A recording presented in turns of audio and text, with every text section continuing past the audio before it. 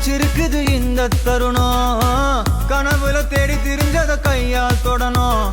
எது நடந்ததோ அதை மறந்து நீ தொடரு பயணம். இனி இனி வரும் பொழுதுகள் தீராதே கொண்டாட்டம். ஏலோ புல்லேலோ ஏலேலோ புல்லேலோ ஏலோ ஏலோ ஏலேலோ புல்லேலோ